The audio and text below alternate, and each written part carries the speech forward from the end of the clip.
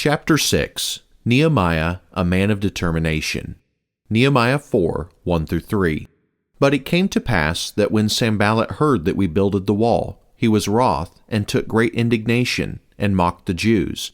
And he spake before his brethren and the army of Samaria, and said, What do these feeble Jews? Will they fortify themselves? Will they sacrifice? Will they make an end in a day?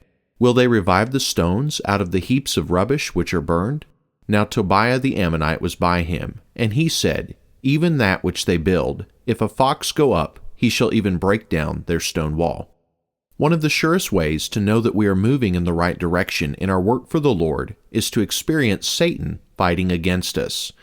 Once, after hearing D.L. Moody preach about the many spiritual battles he was facing and about Satan's opposition to his work in evangelism, a minister who is often critical of Moody's work piously remarked to him that he never ran into Satan's attacks in his own ministry.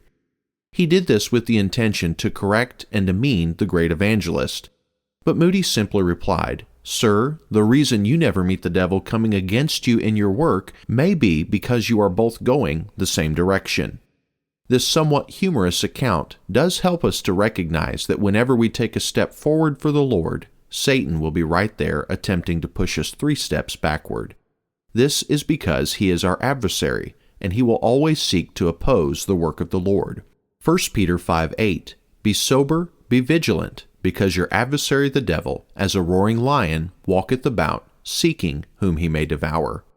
This was certainly true in the life of Nehemiah. No sooner had he gotten the people organized and the work underway in chapter 3 than the critics from chapter 2 began to ramp up their criticism of both Nehemiah and his workers in chapter 4. Thankfully, Nehemiah was a man of determination, and therefore he would not be sidetracked from the work which God had called him to accomplish. The enemies of the Lord sought to spread fear and sow discord, using several tactics that many of their predecessors still employ today. We will look at some of these devices in this chapter in order to learn from Nehemiah's responses, and also in order to be able to anticipate them in our own lives as well. Verbal taunts. Verbal criticism was the first tactic used by the enemies of God's people to try and hinder the work of rebuilding the walls around Jerusalem. Nehemiah 4:1 tells us that, When Sanballat heard that we builded the walls, he was wroth, and took great indignation, and mocked the Jews. Critical words and mockery have always been effective tools of Satan to distract God's people from their purpose and engage them in defending themselves or arguing with their critics. But as the old country preacher used to say, the biggest problem about arguing with skunks is that, win or lose, you always go away smelling poorly. Shakespeare, when downplaying ridicule, once remarked that it was simply the paper bullets of the brain, and often school children can be heard repeating his sentiments with the rhyme, Sticks and stones may break my bones, but words will never hurt me. However, the simple fact of human nature is that words, and especially those spoken in mockery or cruel jest, can do great harm. And that is why Satan, who is well aware of this fact, employs the power of a wicked tongue to great effectiveness in our world today. The Holy Spirit warns us of the power of the tongue, which can be used for good or evil, in James 3:5. Even so the tongue is a little member, and boasteth great things. Behold, how great a matter a little fire kindleth. Sanballat, who seems to be the chief instigator, had initiated his ridicule of Nehemiah and God's people before the work had even begun. But now, as the rubble was being moved away and the walls were beginning to rise, his vitriol towards the workers on the wall only intensified. Speaking before the army of Samaria and surrounded by a crowd of his supporters, he mockingly asks 5 sarcastic questions of Nehemiah and the Jews in verse 2. He begins by asking, What do these feeble Jews? In this question, he mocks their ability to accomplish anything by calling them feeble. No doubt, compared to the nations and cities around them, the Jews did appear feeble, both to their enemies and to themselves. However, what Sanballat and his cronies did not take into consideration was that although the Jews may have been feeble at that time, their God, who is all-powerful, was the one in whom they trusted. And, as the Scriptures tell us, He is a God who delights in using those who are weak in accomplishing things which are mighty. 1 Corinthians 1:27. But God hath chosen the foolish things of this world to confound the wise, and God hath chosen the weak things of the world to confound the things which are mighty. Sanballat next poses the question, will they fortify themselves? This statement was meant to mock the Jews' ability to defend themselves, even if they were able to somehow complete the wall. He was mocking their ability to man the defenses and to ward off the attacks of their numerous enemies. Once again, Sanballat was asking the wrong question because he did not understand who it was that protected Jerusalem in the first place. Psalm 89:18. For the Lord is our defense, and the Holy One of Israel is our king. Sanballat then proceeded to ask, will they sacrifice? By this he meant to mock the religion of the Jews and their devotion to the Jehovah God of Israel. In essence, he was saying, will your sacrifices to your God really help you rebuild your city? Will your God defend Jerusalem against attack? In the same way in which the Egyptian Pharaoh had asked Moses in Exodus 5:2, who is the Lord? Sanballat was challenging God's power by seeking to demean his person. Both the Jews and their enemies knew all too well how Jerusalem had been overthrown and utterly destroyed by the Babylonians in 586 BC. To the heathen people who dwelled around Jerusalem, this was a sign that the God of the Jews was weak and unable to defend his people. The Jews, however, knew the truth. It was not God who had been defeated, but rather it was their sins that had been punished when Jerusalem fell. In fact, it was the Lord who had raised up Nebuchadnezzar for that very purpose. In Jeremiah 27:6, the Lord said, And now have I given all these lands into the hand of Nebuchadnezzar, the king of Babylon, my servant, and the beasts of the field have I given him also to serve him. And in Daniel 9:16, the prophet confessed that it was for our sins and for the iniquities of our fathers, Jerusalem and thy people are become a reproach to all that are about us. As he continued to rail against the workers on the wall, Sanballat next asked, will they make an end in a day? With this statement of ridicule, Sanballat shifts from mocking the Jews' intentions in trying to rebuild their broken-down walls to now questioning their determination in completing the project. He was openly doubting if they were even going to be able to finish what they started. This question was meant to deal a stinging blow, for no doubt as the project was now well underway and the workers on the wall were becoming weary, they were asking these same questions in their own minds. Satan is a master at expressing out loud what we were only thinking in our minds. He is a dealer in doubt and deception. Thankfully, the people of Judah had a strong leader like Nehemiah to look to for motivation, and also the words of God, recorded by the prophets, to read for encouragement. In particular, the verses in Isaiah 40 would have been of great comfort to the laborers. Isaiah 40:31, But they that wait upon the Lord shall renew their strength. They shall mount up with wings as eagles. They shall run and not be weary, and they shall walk and not faint. Sanballat's final question of mockery posed before the jeering army of Samaria was, will they revive the stones out of the heaps of the rubbish which are burned?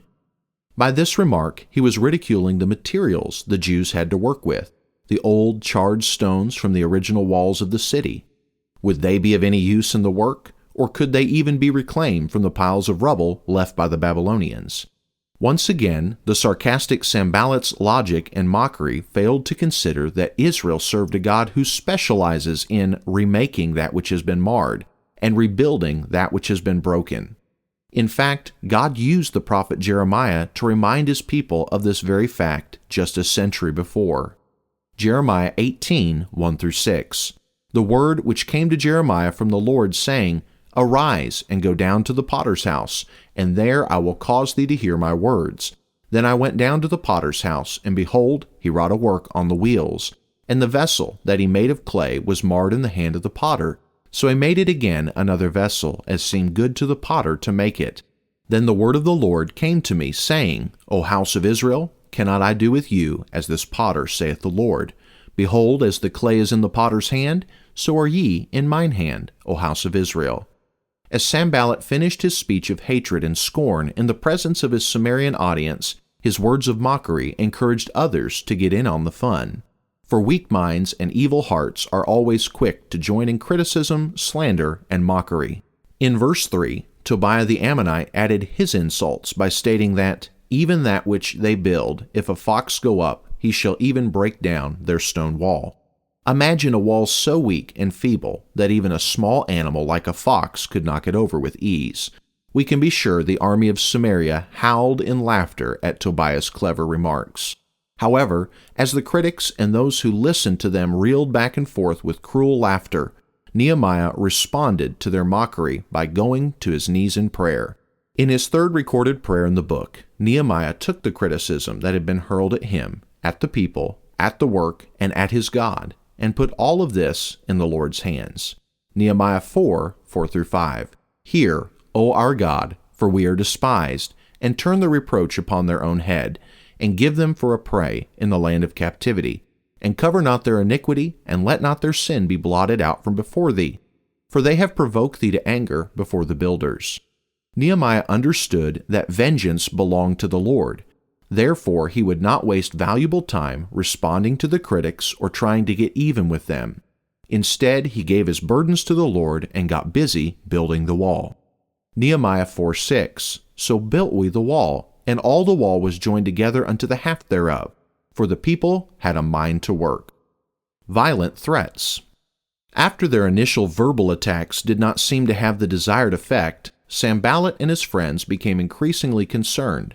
Instead of stopping to respond to their criticism with arguments and debate, Nehemiah and the people answered with progress and achievement.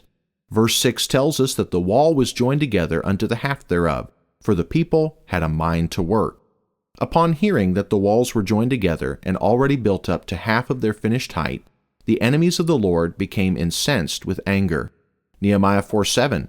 But it came to pass when Sanballat and Tobiah and the Arabians and the Ammonites and the Ashdodites heard that the walls of Jerusalem were made up and that the breaches began to be stopped, then they were very wroth. Therefore, verse 8 tells us they conspired together to come and fight against Jerusalem for the purpose of hindering the work and harming the workmen.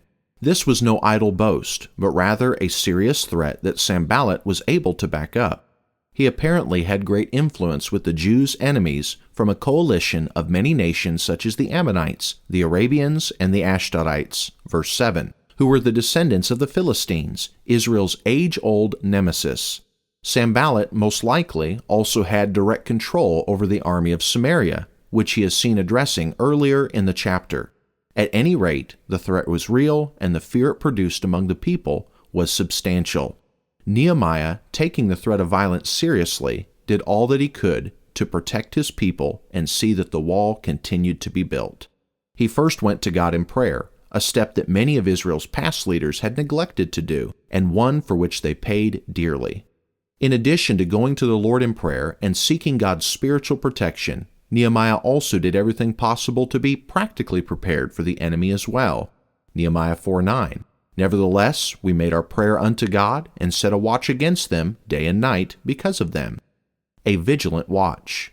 Nehemiah knew that the workers on the wall were weary from laboring around the clock. They were at the halfway point in the project and near exhaustion.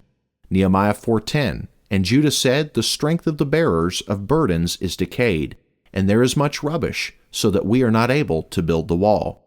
Nehemiah also recognized that because the wall was not finished, and the people were spread around the perimeter of the city working, it would be easy for the enemy to infiltrate and attack one point in the wall without being detected by the rest of the Jews. The enemies of the Jews also recognized this, Nehemiah 4:11, and our adversaries said, they shall not know, neither see, till we come in the midst among them and slay them and cause the work to cease. Verse 12 tells us that 10 different times rumors were spread that the enemy was about to attack the people on the wall, and every time the rumor came from a different source, alleging that the enemy was coming from a different direction. The fear and panic that these rumors stirred up were just as devastating as an attack would have been upon the morale and spirit of the people. To offset this, Nehemiah appointed armed sentries who would watch for the enemy and sound the alarm if attackers were spotted. Nehemiah also sought to encourage the nobles and rulers and the rest of the people in verse 14 by saying, Be not ye afraid of them. Remember the Lord, which is great and terrible, and fight for your brethren, your sons and your daughters, your wives and your houses.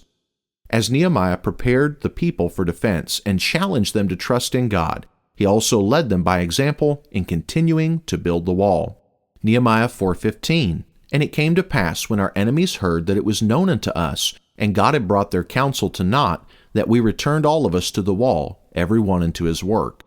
Verse 15 tells us that the element of surprise had been taken away from the enemy by the preparation of the Jews to meet them in armed resistance. But the wall still needed to be built, and so the work resumed. Expecting a repeat performance from the enemy in the use of rumors and threats of attack, Nehemiah enacted a policy of readiness for all of the people along the wall. Nehemiah 4:16-18. And it came to pass from that time forth that half of my servants wrought in the work, and the other half of them held both the spears, the shields, and the bows, and the habergeons, and the rulers were behind all of the house of Judah, they which builded on the wall, and they that bare the burdens, with those that laded, every one with one of his hands wrought in the work, and with the other hand held a weapon. For the builders every one had his sword girded by his side, and so builded, and he that sounded the trumpet was by me. The Jews, we are told, worked with their weapons at the ready, often handling a trowel in one hand and holding a spear in the other. In this way, they continued to build while at the same time they were also ready and prepared to do battle if necessary. This is how the wall around Jerusalem was built in Nehemiah's day, and this is also how a strong Christian life is built today, through a continual process of building and battling. Nehemiah's security measures also involved setting up a series of trumpeters who would keep watch and be ready to sound an alarm that could be heard all across the city in the event of an attack. This early warning system would alert the inhabitants of Jerusalem of an impending attack at any point along the wall, and also help to direct reinforcements to the area in which they were needed if fighting broke out. Nehemiah 4:19. And I said unto the nobles, and to the rulers, and to the rest of the people, the work is great and large, and we are separated upon the wall, one far from another. In what place, therefore, ye hear the sound of the trumpet, resort ye thither unto us. Our God shall fight for us. As a further precaution, Nehemiah also required the laborers to lodge within Jerusalem during the night. This would prevent them from being picked off in small groups by the enemy, and their larger numbers would discourage any attempts the enemy may have at trying to sneak in and attack them at night. Nehemiah 4:22.